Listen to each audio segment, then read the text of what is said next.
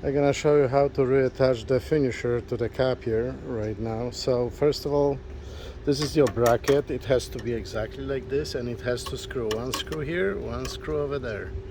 Same on the back, one screw over there, one screw over here. So this 4 screws, and you have to attach it the same way. You can see it over here. And this one, you have to attach this unit, and it has one screw over here and one screw over there.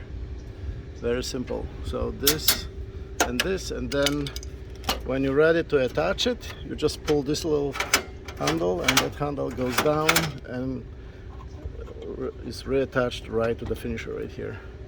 So you can line it up and then push it. It locks itself. All right. And we have to empty this one. Okay, we'll do it right now. So that's how you do it.